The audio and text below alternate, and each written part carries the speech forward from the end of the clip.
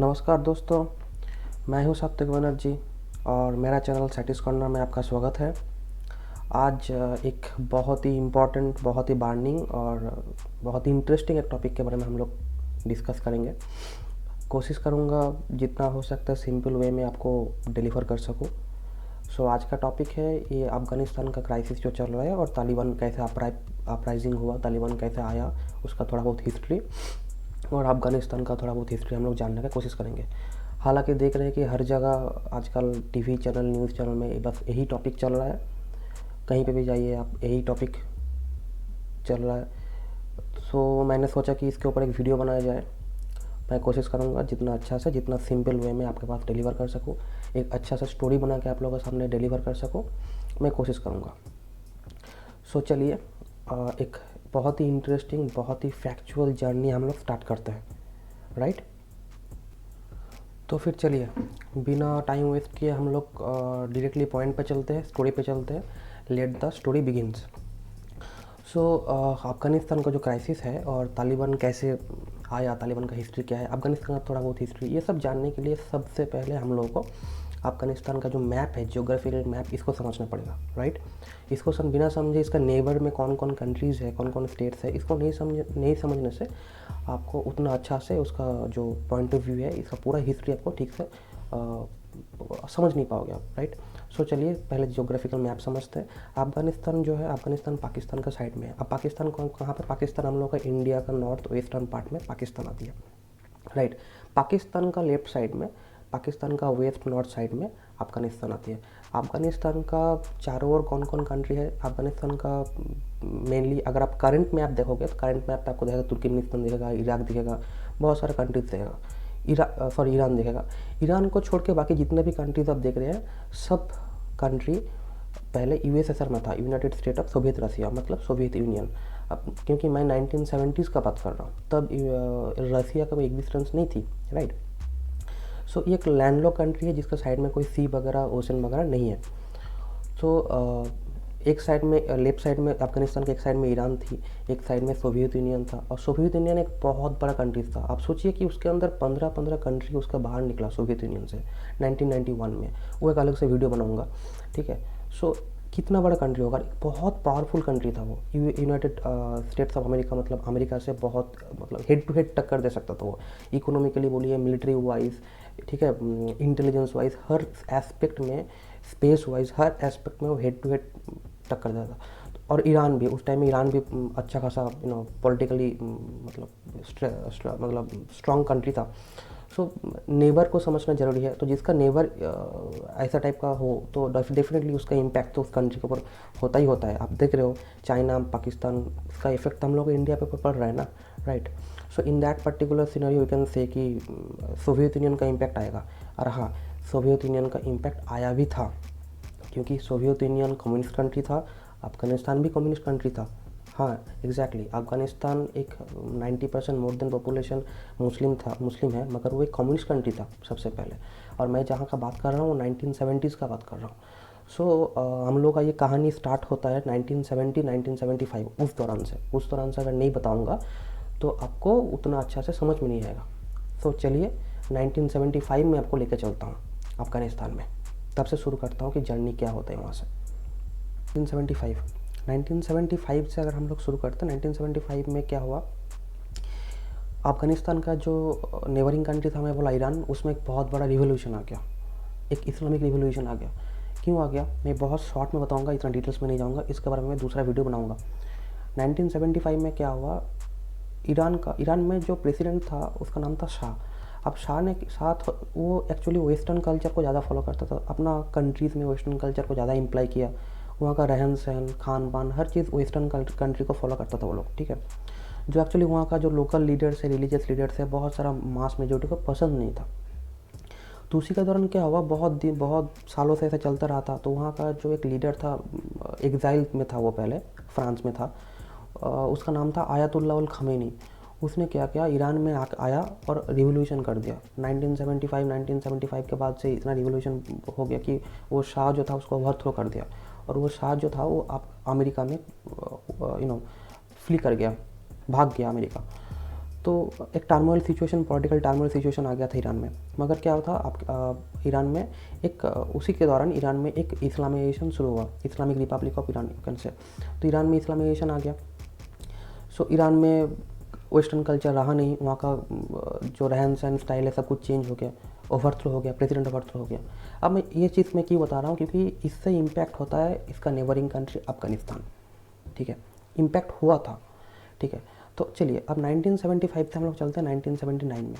इस 1975 से 1979 में क्या हुआ था ना, ये जो ईरान का जो रिवोल्यूशन हुआ था, इससे अफगानिस्तान को जो तब का प्रेसिडेंट था जिसका नाम था हाफिजुल्लाह मोहम्मद तारिकी, वो डर गया था। उसको लगा था कि अगर अफगानिस्तान आपका ईरान में अगर ये रिवोल्यूशन हो रहा है तो सेम रिवोल्यूशन अफगानिस्तान में भी हो सकता है।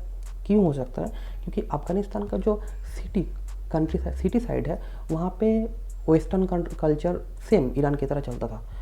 क्योंकि अफगानिस्तान में मैं पहले बोला था कि सोवियत यूनियन उसका बहुत दबदबा था, सोवियत यूनियन का बहुत इन्फ्लुएंस था, और सोवियत यूनियन एक बहुत वेस्टर्न फॉलो करने वाला कंट्री, यू कैन से। सोवियत यूनियन को पता है, सोवियत यूनियन मतलब रशिया, अभी रशिया है, पहले सोवियत यूनियन था।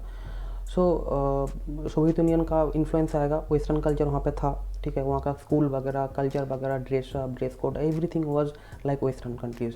अगर आप पुराना फ़ोटोज़ देखोगे तो आपको पता चल जाएगा। मगर अगर आप सिटीज़ के बाहर जाओगे, बहुत बड़ा एरिया में, अदर्स प्रोविंसेस में जहाँ पे ट्राइब्स रहता था, गांव वगैरह, वो बहुत ऑर्थोडॉक्स था। 90% पॉपुलेशन अफगानिस्तान का मुस्लिम है, और मुस्लिम मेजोरिटीज़ जो प्रोविंसेस है वहाँ पे ये वेस्टर्न कल्चर को उन लोग पसंद नहीं करता था, ठीक है। उन लोग हमेशा क्या करता था ना, रिवोल्ट करता था, गेरिला वार करता था। किसके साथ? सोवियत यूनियन के साथ, क्योंकि सोवियत यूनियन का पपेट गवर्नमेंट अफगानिस्तान में चल रहा था। सोवियत यूनियन का ही कम्युनिस्ट गवर्नमेंट अफगानिस्तान में चल रहा था।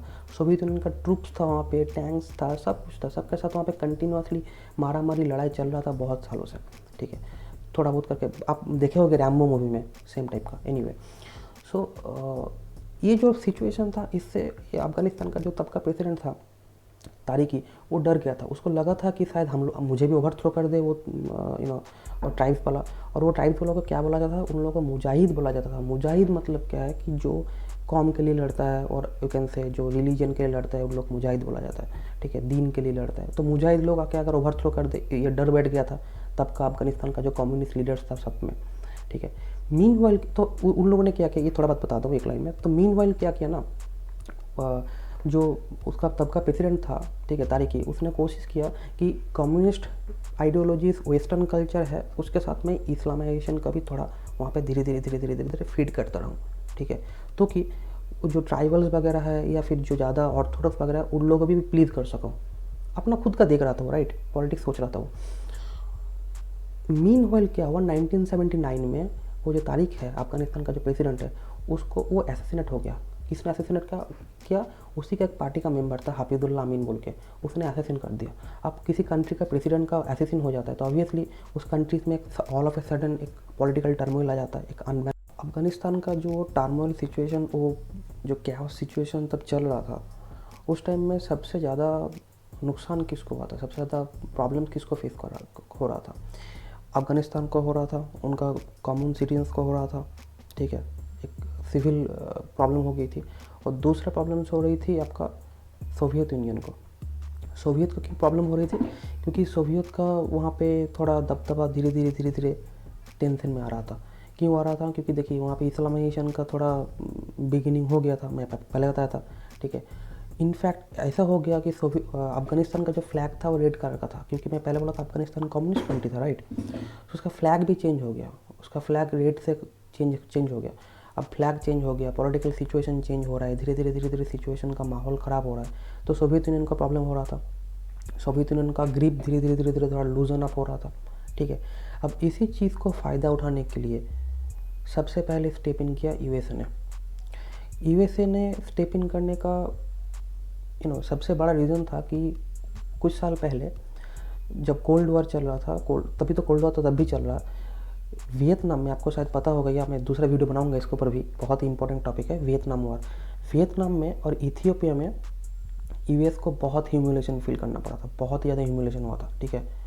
और इसका पीछे कौन था? सोवियत यूनियन था।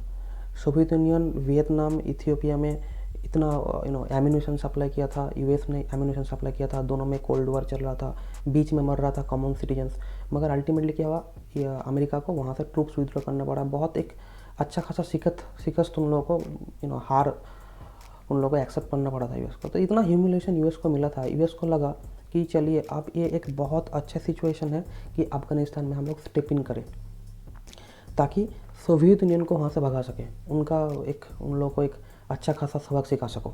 ये अमेरिका को लगा 1979 टाइम में, ठीक है। तो अमेरिका ने क्या किया, अमेरिका ने अपना CIA, उसका जो खुफिया एजेंसी है, उसको सबसे पहले डिप्लॉय किया अफ़गानिस्तान में, ठीक है। और डिप्लॉय किया क्यों किया, एक ऑपरेशन स्टार्ट किया, ऑपरेशन का नाम था ऑपरेशन साइक्लोन।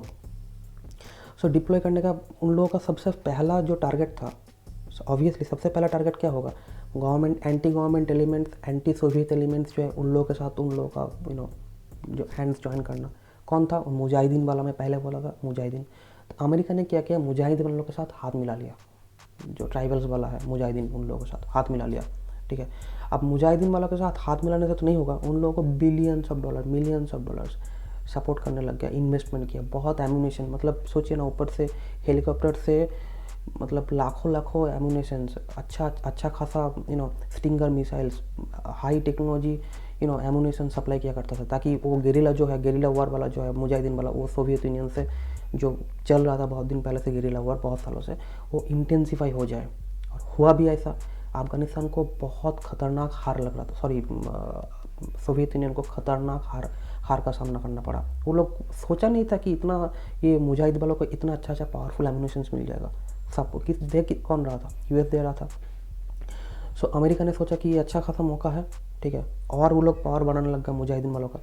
अब मुजाहिदीन वालों का पावर बढ़ाते बढ़ाते क्या हुआ, मुजाहिदीन वालों इतना पावरफुल हो गया कि वो लोग धीरे धीरे वो ट्राइब से, वो आउटर प्रोविंस से धीरे धीरे सिटी में या पूरा अफगानिस्तान में कैप्चर करना स्टार्ट कर दिया, ठीक है। जैसे पहले आप अभी तो न्यूज़ में देख रहे हो ना, तालिबान लोग कैसे कैप्चर कर रहे हैं, धीरे धीरे कैप्चर किया, वैसे टाइप का कैप्चर करना स्टार्ट कर दिया, प्रोविंस टू प्रोविंस कैप्चर करना स्टार्ट कर दिया, ठीक है।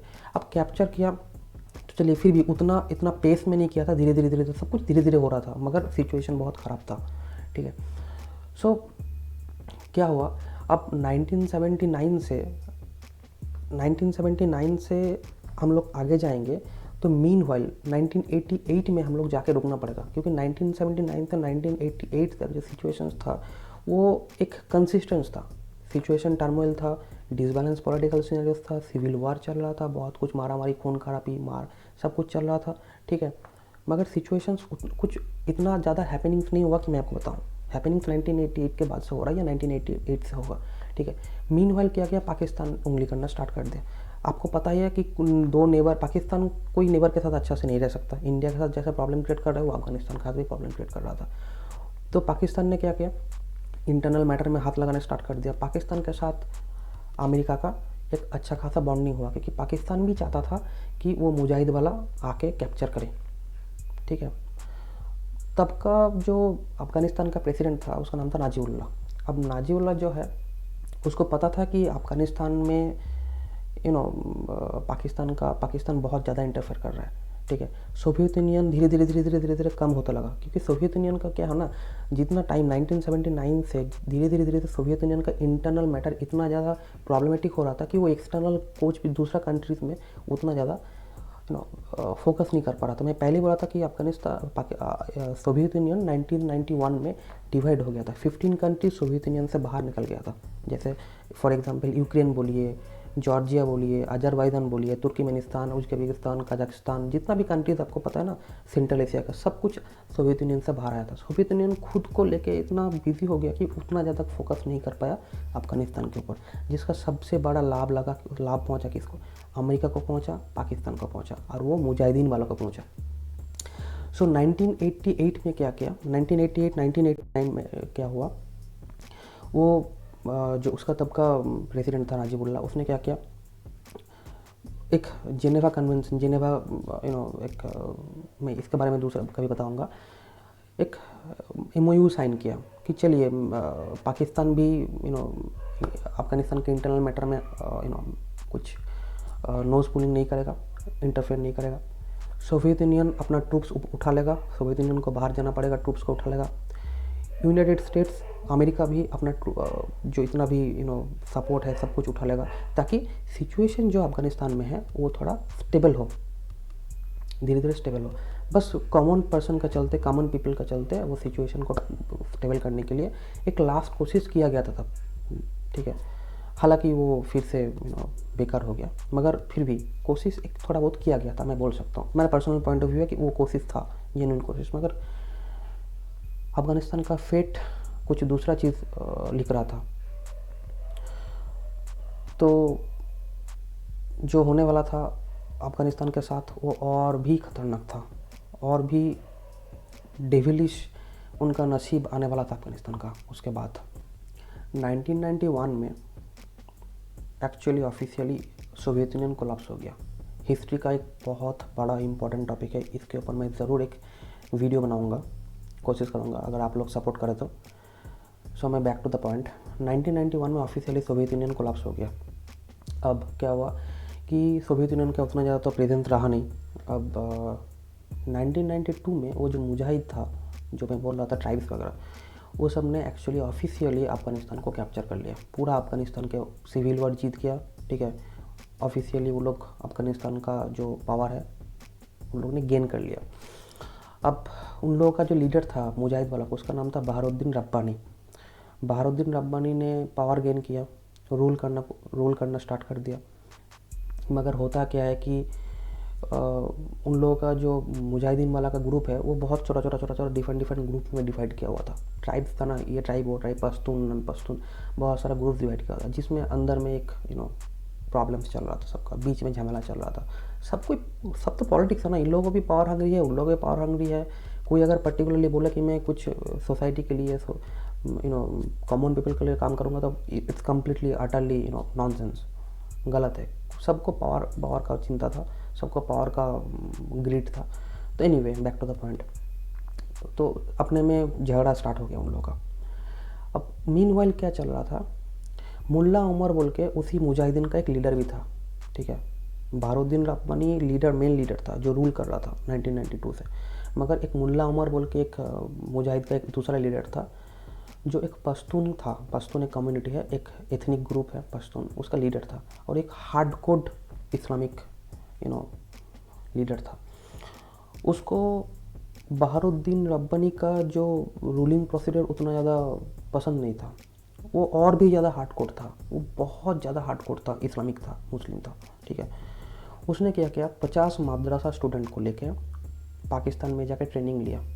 पाकिस्तान में और ज़्यादा मदरसा स्टूडेंट को जुगाड़ किया, ठीक है। और भी ज़्यादा कलेक्ट किया, बहुत फंड कलेक्ट किया, सब कुछ करके वो लोग ने एक ग्रुप का फंड फाउंड किया। इस ग्रुप का नाम था तालिबान। यस, मुल्ला उमर जो था वो तालिबान का फाउंडर था। तालिबान का एक्चुअली पश्तून में मतलब होता है student of religion, you can से Islamic student, you can say whatever you can say. So start किया। अब उन लोगों के साथ, तालिबान लोगों के साथ जो मुजाहिद का जो मेन लीडर था रब्बानी का, उतना ज़्यादा जमता नहीं था। क्या हुआ, 1994 में रब्बानी का असैसिन कर दिया, मार दिया उसको, ओवरथ्रो कर दिया 1996 में, ठीक है। तालिबान इतना पावरफुल हो गया था, ठीक है। सो क्या हुआ, 1996 में ऑफिशियली अफ़गानिस्तान में तालिबान का इंसेप्शन हुआ, रूल करना स्टार्ट किया तालिबानी गवर्नमेंट, यू कैन से, जो अभी आप देख रहे हो तालिबानी गवर्नमेंट। तब तालिबानी गवर्नमेंट 1996 में, पॉइंट टू बी नोटेड, 1996 में तालिबानी गवर्नमेंट फॉर्म हुआ। और अफ़गानिस्तान का जो आपका नाम था वो चेंज हो गया, इस्लामिक एमिरेट्स ऑफ अफ़गानिस्तान। अभी सेम नाम है, इस्लामिक एमिरेट्स ऑफ अफ़गानिस्तान, तब भी था Islamic Emirates of Afghanistan. Taliban का अपना खुद का रूल्स था, रेगुलेशंस था, शरिया लॉ इम्प्लाई किया था वो लोग। अब उसको कैसे पूरा कंट्री में इसको रूल करना है, कैसे गवर्नमेंट को चलाना है, अपना खुद का ठीक है तरीका था। अब ठीक है उनका खुद का तरीका है, मगर आप अगर उसका तरीका देखोगे, उसका रूल करने का प्रोसीड्योर्स देखोगे, उसका जो वे ऑफ अप्रोच है, जो जैसे वो लोग रूल करते हैं, उसके लिए बहुत सारा चीज़ पे बैन लगा दिया गया। आपको सुन के भी ताज्जुब हो जाएंगे, आपको सुन के आप शॉक हो जाओगे कि कैसे कैसे चीज़ों के ऊपर लोग बैन लगा दिया। कौन सी चीज़ है, कौन से टॉपिक्स है, उसके ऊपर वो लोग इतना ज़्यादा स्ट्रिक्ट हो गया कि आप सुन के भी आप चौंक जाओगे, ठीक है। आप सोचिए कि वो लोग कितना मेडिवल माइंडसेट हो सकता है कि म्यूज़िक बैन कर दिया, मूवीज़ बैन कर दिया, फोटोग्राफी बैन कर दिया, काइट फ्लाइंग बैन कर दिया, उसके बाद पेंटिंग बैन कर दिया, उसके बाद आप कोई भी 10 साल के ऊपर जो लड़की है 10 वो पढ़ाई नहीं कर सकती। यस, कोई भी 10 साल के ऊपर लड़की होगी वो पढ़ाई नहीं कर सकती, ठीक है। कोई भी लड़की औरत है उसको अगर बाहर जाना है so she can go out alone, उसको कोई उसका घर का आदमी कोई भी उसके साथ जाना पड़ेगा, नीड्स टू अकम्पनी हर, बाहर जाना पड़ेगा, खुद नहीं बाहर जा सकती, उतना भी फ्रीडम नहीं है, ठीक है। उसका ड्रेस कोड था अलग सा, मेल और फीमेल अलग अलग ड्रेस कोड। जो फीमेल था उसको पूरा ढक के बाहर निकलना पड़ेगा, बस आंखें दिखाई देना चाहिए, बाकी पूरा ढका हुआ रहना चाहिए, जिसको बोलते हैं आप हिजाब, बुरखा बोलते हैं उसको। एनीवे, जो आदमी लोग हैं उन लोगों को बियर्ड रखना मैंडेटरी हो गया, ठीक है। So many of there I personally thinks कि कोई फ्रीडम नहीं था, उन लोग जो बोलेगा वही करना पड़ेगा। ड्रेस कोड में से लेके हर जगह में उन लोग अपना रूल चलाता था, हर चीज़ में। यूएन ऑफिस बंद कर दिया, फॉरेन नेशनल आ नहीं सकता, कोई भी जर्नलिस्ट आएगा तो बीहेड कर देगा उन लोगों को, तो डर से कोई तो फॉरेन जर्नलिस्ट आता नहीं था। सो वहाँ पे क्या चल रहा है उतना ज़्यादा बाहर तो जाता नहीं था न्यूज़, राइट। सो अपना एक खुद का कानून बना दिया, खुद का रूल्स एंड रेगुलेशन रूल करने लग गया। अब पॉलिटिकली बहुत ही मैच्योर था वो लोग, बहुत ही ज़्यादा मैच्योर था वो लोग। पॉलिटिक्स और रिलीजन को एक करके ऐसे हौच-पौच बना दिया कि सिचुएशन और भी वर्स होने लग गया। अब ब्लड शेड तो हो ही रहा था वहाँ पे, ठीक है। अब ये सब फिर भी चलिए, मैं अगर सोचूँ भी उन लोगों का पॉइंट ऑफ व्यू से सोचूँ भी कि चलिए ये सब उन लोगों का वे ऑफ रूलिंग अप्रोच है, मगर वो लोग क्या कर दिया ना कि और भी ख़तरनाक स्टेप लेना स्टार्ट कर दिया। फॉर एग्जांपल तालिबान क्या था, तालिबान एक पश्तून कम्युनिटी, पश्तून नेशनलिज्म पे बिलीव करता था वो लोग। जो मुल्ला उमर था वो एक पश्तून नेशनलिस्ट था, ठीक है। तो उन लोगों के लिए जो नॉन पश्तून है, जो मुस्लिम है मगर नॉन पश्तून है, उन लोगों को एथनिक क्लिनजिंग करना स्टार्ट कर दिया। थाउजेंड्स ऑफ नॉन पश्तून्स को वो लोग स्लॉटर कर दिया, काट दिया, ठीक है। बेघर कर दिया, बच्चे लोगों को मार दिया, बहुत कुछ, मतलब खून खराब बहुत कर लिया। एक बहुत बड़ा मैसाकर वो लोग ने किया। बामियान बुद्धा एक बहुत हज़ारों साल पहले एक अफगानिस्तान में तो बुद्धिस्ट का एक इम्पैक्ट था वहाँ पे। सो इतना पुराना एक मॉन्यूमेंट उसको डैमेज कर दिया।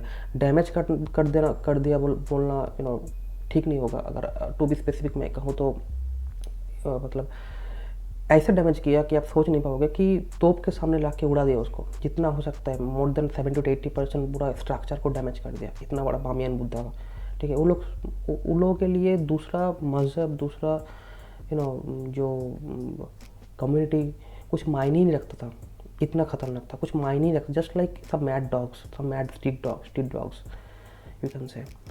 सो इसका आलोचना तो हुआ ऑब्वियसली ऑल ओवर वर्ल्ड में। देखिए लीक तो हो ही जाता है, ठीक है, हैपनिंग्स लीक होता है तो पूरा ऑल ओवर वर्ल्ड में इसका क्रिटिसिज्म होने लग गया, ठीक है। 3 कंट्रीज़ था, यूएई, पाकिस्तान और आपका सऊदी अरबिया। ये तीनों तब तक भी उसको सपोर्ट कर रहा था और रिकॉग्नाइज भी किया था गवर्नमेंट को, मगर बहुत ही ख़राब सिचुएशन चल रहा था वुमेन लोगों के लिए, लड़के लोगों के लिए तो और भी ख़राब सिचुएशन। मतलब कुछ भी, मतलब सोचे ना, stone to death, it's a horrible punishment you can say. एक लड़की को ज़मीन के अंदर गाड़ दिया जाएगा, यहाँ तक कमर तक या सर तक, और सराउंडिंग्स जितना भी मॉब्स है, ठीक है, कोई लड़की नहीं रहेगी, आदमी लोग रहेगा मॉब से। वो लोग पत्थर लेके उसको मारते रहेगा टिल सी डाइज, ओके। और उसके हस्बैंड या उसका जो खुद का रिश्तेदार, उसका पापा या कोई भी है, वो सबसे पहले स्टोन मारेगा उस लड़की को, ठीक है। उसी से स्टार्ट होगा। उसके बाद पूरा जो एंग्री मॉब्स है सब मिल के उसको मार के स्टोन मार के उसका मर्डर कर देगा। तो सच टाइप ऑफ। उसके बाद कोई भी चोरी करेगा तो हाथ काट देगा, जुबान काट लेगा, कुछ भी होगा तो स्ट्रीट में, ओपन स्ट्रीट में हैंग कर देगा क्रेन से। मतलब ऐसा नहीं है कि विजुअल पॉल्यूशन हो रहा है, कोई बच्चा लोग देख रहे हैं, बच्चा लोग देखना तो सब कोई there is no as such. इसको आप जस्टिफाई नहीं कर सकते। बहुत सारा क्रिटिसिज्म आएगा, मुझे पता है, इसके ऊपर जस्टिफिकेशन भी आने का कोशिश करेगा, मगर इसका कोई जस्टिफिकेशन नहीं हो सकता। This is a medieval approach, I personally think utterly medieval approach. So ऐसा चलता रहा। तो मीनवाइल क्या हुआ, 2001 में 9/11 हो गया सितंबर में, ट्विन टावर, ठीक है। अब क्या हुआ कि अमेरिका को रिवेंज चाहिए था। अब मीनवाइल इसने क्या किया, आपका ओसामा बिन लादेन जो अलकायदा का चीफ था, उसने शेल्टर ले लिया तालिबान के पास और ओपन डिक्लेयर कर दिया, अमेरिका को चैलेंज कर दिया कि मैंने इसको तोड़ा है, मैंने प्लेन क्रैश करवाया है। तब ये कर दिया था, अमेरिका को तो रिवेंज चाहिए था। उसने क्या किया, अपना ट्रूप्स भेज दिया अफ़गानिस्तान में। अब अमेरिका अफ़गानिस्तान में ट्रूप्स भेजा कब, 2001 में, ठीक है, 9/11 के बाद। इसके ऊपर एक मूवी आप देख सकते हो 12 स्ट्रॉन्ग बोल के, बहुत अच्छा मूवी है। ये मूवी आप देख सकते हो कि 9/11 के बाद कैसे अमेरिका वहाँ पे आई, अफ़गानिस्तान में फिर से आया, ठीक है, ऑफिशियल ट्रूप्स आया वहाँ पे। अब वैसे वहाँ पे तो अफ़गानिस्तान में तो तालिबान का गवर्नमेंट चल रहा था। नॉर्दर्न अलायंस बोल के एक सेग्रीमेंट था, वो भी लोग भी ट्राइब था जो जिसमें बहुत नॉन पश्तून्स भी था, जिसका बहुत अपना करीब आदमी को ये तालिबान लोगों ने स्लॉटर कर दिया था। उन लोगों ने क्या किया, उन लोगों ने कोशिश किया था तालिबान के साथ लड़ने का, मगर उसका जो लीडर है उसको तालिबान ने मार दिया था। उन लोग मार दिया तो तालिबान के ऊपर उन लोगों का और भी ज़्यादा रिवेंज का एक जोश आ गया था। अमेरिका ने सोचा कि इन लोगों के साथ हाथ मिला जाए, नॉर्दर्न अलायंस। तो नॉर्दर्न अलायंस के साथ हाथ मिला के दिसंबर 2001 में क्या किया, तालिबान को फिर से ये लोग अमेरिका डिफीट कर दिया। अब अमेरिका तालिबान डिफीटेड हो गया। अब देखिए, तालिबान डिफीटेड हो गया मतलब ये मैं पर्सनली सोचता हूँ तालिबान एक कॉन्सेप्ट है, तालिबान कोई पार्टी नहीं है। अब बहुत सारा इंडिया में, पाकिस्तान में, बांग्लादेश में, श्रीलंका में, सब कॉन्टिनेंट में बहुत सारा आपको तालिबानी सिंपथाइजर मिल जाएगा। just all they need to do, just give them some AK-47, they will turn into Taliban, that's it। so Taliban एक कॉन्सेप्ट है। वहाँ पे जो लड़ रहा था वो लोग तालिबान सिंपथाइजर ही था, मर गया तो वहाँ पे उन लोगों का नंबर्स काउंटिंग कम हो गया, so that's why America declare कर दिया कि तालिबान ख़त्म हो गया। ये एक गलती हुआ था उन लोगों से, मगर चलिए बात में आता हूँ इसके बारे में। तो अब अफ़गानिस्तान में तालिबान गवर्नमेंट ख़त्म हो गया। अब किसी भी तरह नॉर्दर्न अलायंस का उतना पावर भी नहीं था, उतना स्ट्रांग होल्ड भी नहीं था कि उन लोगों को पावर दे दिया जाए, राइट। और उन लोगों को पावर देना भी नहीं चाहिए था, ठीक है। उन लोग भी एक लैंड वार लॉर्ड्स ही है, just some couple of war lords, just like Taliban, थोड़ा कम डेंजरस है, दैट्स इट। तो अमेरिका ने क्या किया, वहाँ पे 2004 में एक जनरल इलेक्शन करवाया और जनरल इलेक्शन में जीत के हामिद करजाई जो है, हामिद करजाई एक नेशनलिस्ट था, हामिद करजाई, उसको प्रेसिडेंट बना दिया। सो 2004 से एक नया पीरियड स्टार्ट होती है अफ़गानिस्तान का गवर्नमेंट के लिए, फ्रॉम 2004।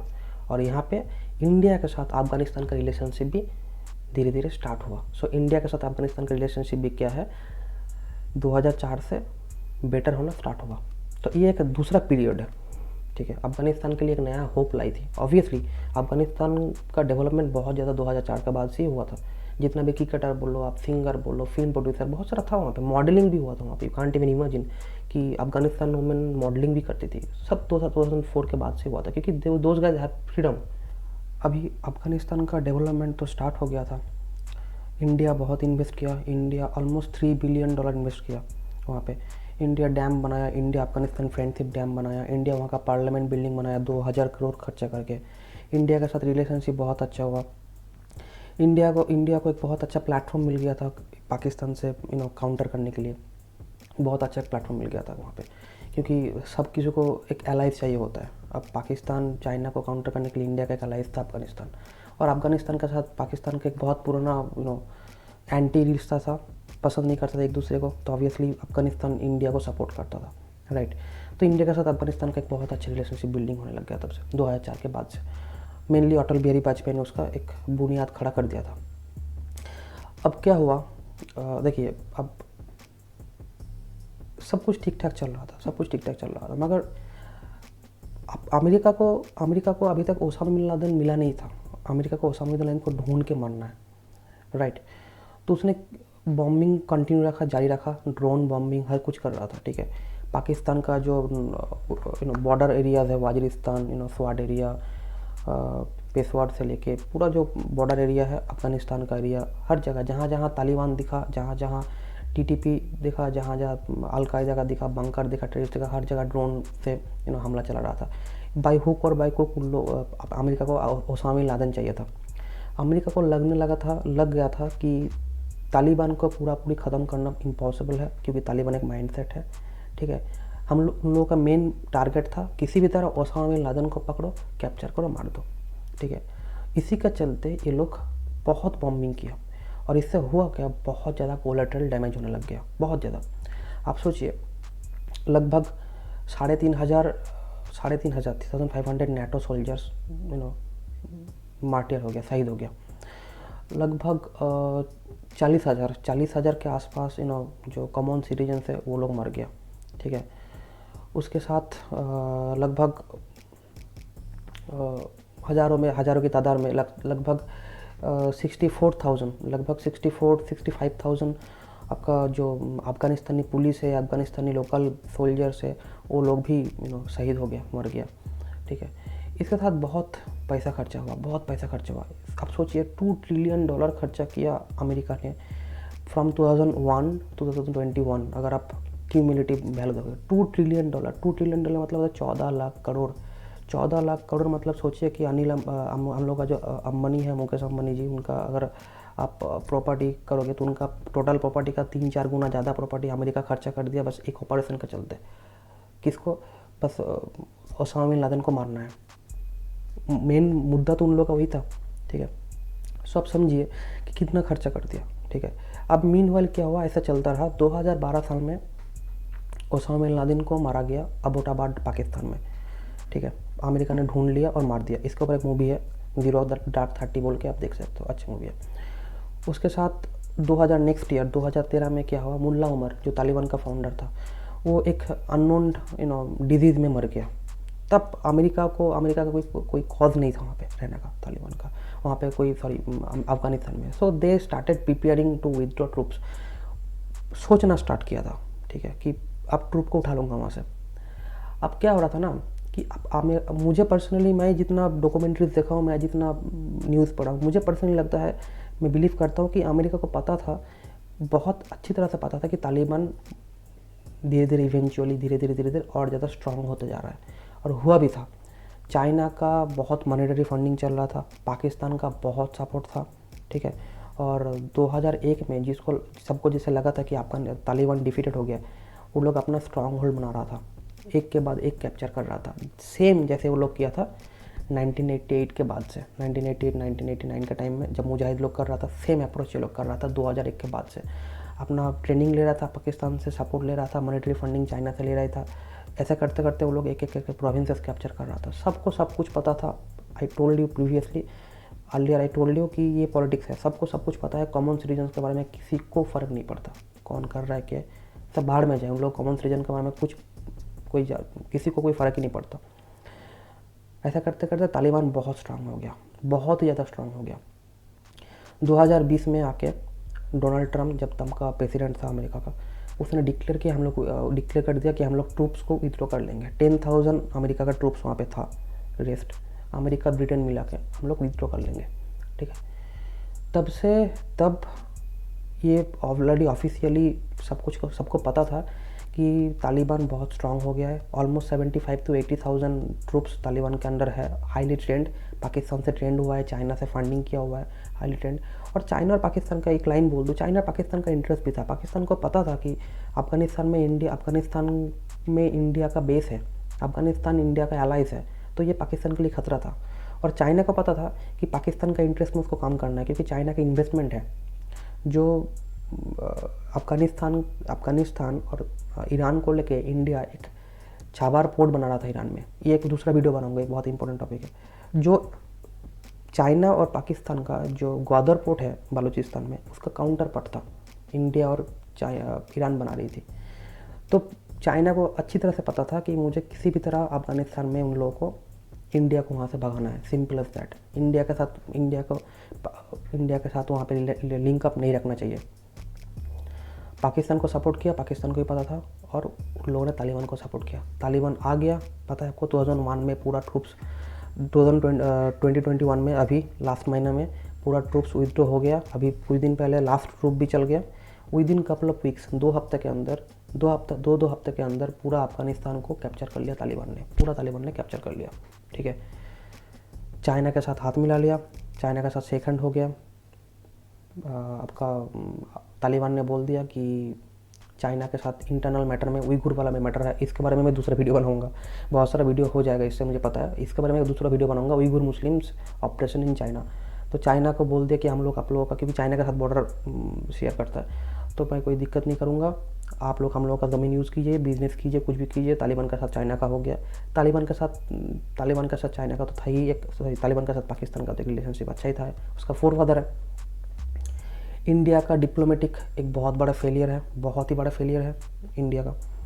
और वहाँ का जो लोकल पर्सन है, लगभग 1.5 से 2 लाख लोग तो वहाँ पे अभी भी रिफ्यूजी है काबुल एयरपोर्ट में, ठीक है, जा नहीं पाया।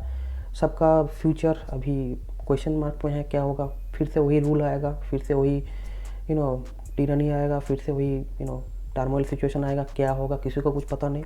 मगर फिलहाल तालिबानी गवर्नमेंट डिक्लेयर करने वाला है कुछ ही दिनों के अंदर, तालिबानी गवर्नमेंट आएगा अफगानिस्तान में। तालिबान आ गया है। अब अफ़गानिस्तान का जो फेट क्या है, अफ़गानिस्तान का जो नसीब क्या है, वो तो डिपेंड करता है, हम लोग देखेंगे फ्यूचर में। अब मैं कोशिश करूँगा कि दूसरा वीडियो में एपिसोड 2 बनाने का, एपिसोड 2 में मैं कुछ क्रिटिसिज्म लाऊंगा, कुछ दूसरा अफ़गानिस्तान के ऊपर पोस्ट 2001 में क्या हुआ, अभी से बहुत सारा चीज़ लाऊंगा। मैं अभी से बताऊंगा नहीं कि टॉपिक क्या होगा, मगर इसी के रिलेटेड टॉपिक होगा, बहुत इंटरेस्टिंग टॉपिक होगा। अगर मेरा वीडियो आपको अच्छा लगे तो प्लीज़ सब्सक्राइब कीजिए, लाइक कीजिए, शेयर कीजिए, कमेंट में लिखिए कहाँ कहाँ मेरा गलती हुआ है, so that I can resolve them, I can try to correct them. कुछ अच्छा सजेशंस दीजिए, आपको किसके बारे में वीडियो चाहिए, आप देखना पसंद करोगे तो मैं उसके ऊपर वीडियो बनाऊँगा। आप अच्छा कमेंट दीजिए और प्लीज़ सब्सक्राइब कीजिए, ताकि मैं और भी अच्छा वीडियो आप लोगों के सामने ला सकूँ। Thank you.